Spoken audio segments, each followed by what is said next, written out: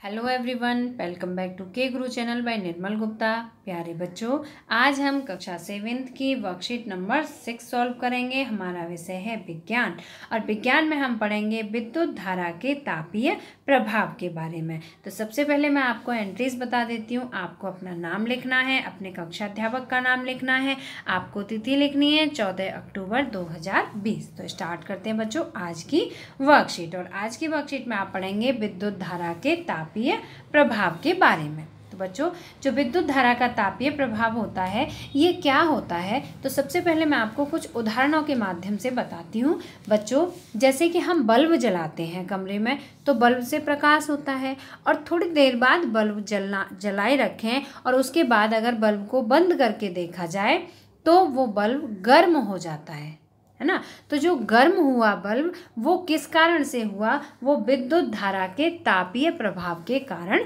हुआ। जैसे थोड़ी देर पंखा चलाया जाए और पंखा चलाने के बाद उसे बंद किया जाए तो आप पंखे को छूकर देखो, पंखा भी गर्म हो जाता है। जैसे इलेक्ट्रॉनिक रॉड है, बिजली की रॉड जो होती है उसको देखो आप, वो गर्म हो जाती है। प्रेस है, अगर प्रेस को विद्युत धारा उसमें प्रवाह की जाती है, जब प्रेस का वायर लगाया जाता है तो प्रेस भी गर्म हो जाती है। इलेक्ट्रॉनिक से बने हुए बच्चों सभी सामान जिनमें के विद्युत धारा प्रवाहित होती है तो विद्युत धारा के प्रभाव के कारण वो गर्म हो जाते हैं।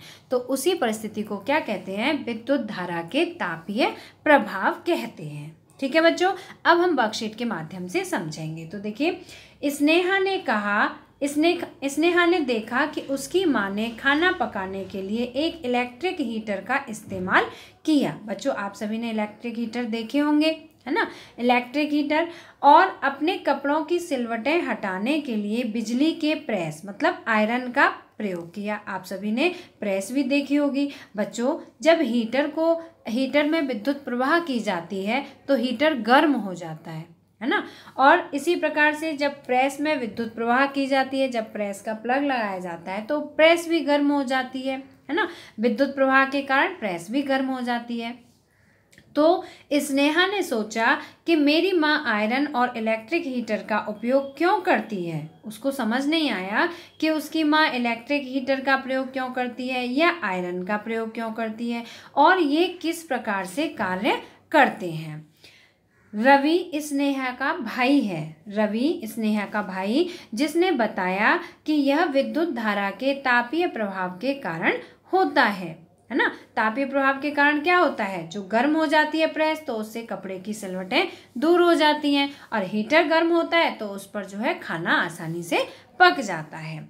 जब एक तार से विद्युत धारा प्रवाहित होती है तो तार गर्म हो जाता है। यह विद्युत धारा का तापीय प्रभाव कहलाता है। बच्चों, जो विद्युत धारा का तापीय प्रभाव है वो क्या होता है, जब एक तार से, आपको ये याद रखना है, जब एक तार से विद्युत धारा प्रवाहित होती है तो तार गर्म हो जाता है। यह विद्युत धारा का तापीय प्रभाव कहलाता है। उदाहरण के लिए, जब हम गीजर का स्विच ऑन करते हैं तो पानी गर्म हो जाता है। बच्चों, यहाँ पर देखिए कुछ विद्युत धारा के तापीय प्रभाव के उपयोग दिखाए गए हैं। ठीक है, तो देखिए ये है इलेक्ट्रॉनिक आयरन, ये प्रेस है। आप सभी जानते ही हैं कि प्रेस में जब विद्युत धारा प्रवाह की जाती है तो प्रेस गर्म हो जाती है।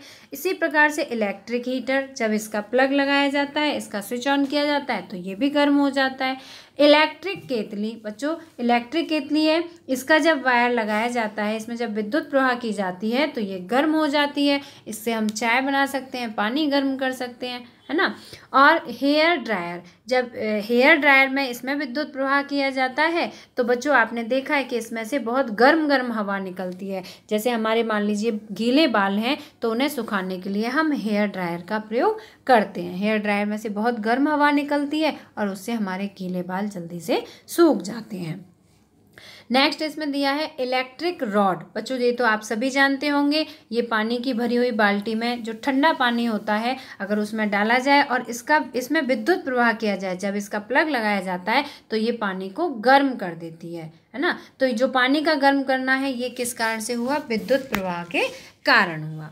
विद्युत टोस्टर, ये टोस्टर है बच्चों, टोस्ट जो सैंडविच बनाने के काम आता है। और वो कैसे बनाए जा सकते हैं, अगर हम इसमें विद्युत प्रवाह करेंगे तभी ये गर्म होगा और गर्म होने के बाद इस पर बनाया जा सकता है भोजन।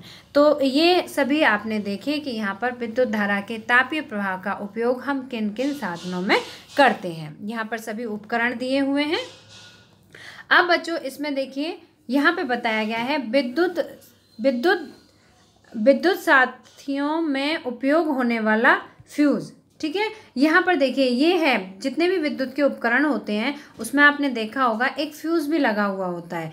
फ्यूज़ क्या होता है बच्चों, ये एक बहुत पतला सा तार होता है जो कि कुछ विशेष पदार्थों से बनाया जाता है। तो यहाँ पर हम पढ़ेंगे विद्युत धारा के तापीय प्रभाव के कुछ और उपयोग। देखिए, कुछ विशेष पदार्थों के बने तारों से जब अधिक विद्युत धारा प्रवाहित होती है तो वे शीघ्र ही पिघलकर टूट जाते हैं, है ना। आपको याद रखना है कि कुछ विशेष पदार्थों के बने तारों से, ना, ये जो बीच में तार लगा है ये कुछ विशेष पदार्थों से बना हुआ तार होता है और जब इसमें अधिक विद्युत धारा प्रवाहित होती है तो वे शीघ्र ही पिघलकर टूट जाते हैं। इन तारों का उपयोग विद्युत फ्यूज बनाने के लिए किया जाता है। ठीक है बच्चों, इनका प्रयोग किस लिए किया जाता है, विद्युत फ्यूज बनाने के लिए किया जाता है।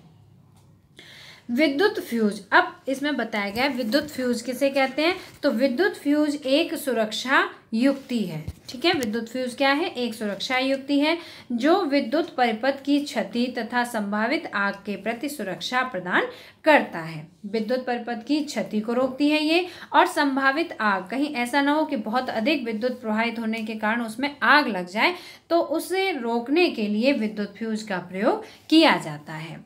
अब बच्चों मुझे उम्मीद है कि आपको आज की वर्कशीट अच्छी तरह समझ में आ गई होगी। अब वर्कशीट पे आधारित सभी प्रश्नों के उत्तर देखेंगे। तो देखिए, पहला प्रश्न है इसमें, बिजली के कम से कम 5 उपकरणों की एक सूची बनाएं जहां विद्युत धारा के तापीय प्रभाव का उपयोग किया जाता है। तो देखिए 5 उपकरणों के आपको नाम लिखने हैं।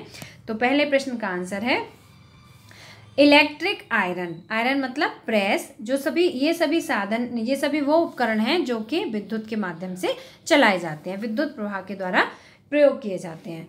Electric iron, electric heater, electric केतली, इलेक्ट्रिक रॉड, इलेक्ट्रिक टोस्टर। ठीक है बच्चों, तो इसमें 5 उपकरणों के नाम बताने थे, जो ये आपकी पहले प्रश्न का उत्तर हुआ। दूसरा प्रश्न है, एक दीप्त विद्युत बल्ब को छूना नहीं चाहिए। दीप्त मतलब जलता हुआ, है ना, गर्म हो जाता है बल्ब, तो जो दीप्त विद्युत बल्ब है, जो जल रहा है बल्ब, उसे छूना नहीं चाहिए। क्यों नहीं छूना चाहिए, तो दूसरे प्रश्न का आंसर है बच्चों, दीप्त विद्युत बल्ब में विद्युत धारा के प्रवाहित होने के कारण वह गर्म हो जाता है, इसलिए उसे छूना नहीं चाहिए। जो दीप्त मतलब जलता हुआ, ना, बल्ब जलता है तभी तो प्रकाश देता है, तो जो दीप्त विद्युत बल्ब होता है उसमें विद्युत धारा के प्रवाह होने के कारण वो गर्म हो जाता है। तो आप सभी जानते हैं कि जब बल्ब को जलाया जाता है तो थोड़ी देर बाद गर्म हो जाता है, तो इसलिए उसे छूना नहीं चाहिए। अब बच्चों प्रश्न नंबर 3 है, एक विद्युत फ्यूज से आप क्या समझते हैं। इसमें आपको बताना है विद्युत फ्यूज क्या होता है। ठीक है, तो देखिए प्रश्न नंबर 3 का आंसर है, कुछ विशेष पदार्थों से बनाया गया तार। कुछ विशेष पदार्थों से बनाया गया तार जो विद्युत परिपथ की क्षति तथा संभावित आग के प्रति सुरक्षा प्रदान करता है, विद्युत फ्यूज कहलाता है। उस तार को क्या कहते हैं बच्चों, उस तार को विद्युत फ्यूज कहते हैं। तो मुझे उम्मीद है कि आपको आज की वर्कशीट और वर्कशीट में आए सभी प्रश्नोत्तर अच्छी तरह से समझ में आ गए होंगे। बच्चों, अगर आपको वीडियो पसंद आया तो लाइक करना, अपने फ्रेंड्स के साथ शेयर करना, ज़्यादा से ज़्यादा शेयर करना, जिससे कि सभी फ्रेंड्स को भी बेनिफिट मिल सके। और बच्चों, अगर आपने अभी तक हमारे चैनल को सब्सक्राइब नहीं किया तो सब्सक्राइब जरूर करना। मिलते हैं फिर इसी तरह की नेक्स्ट एजुकेशनल वीडियो में। Till then bye bye, good luck to all of you.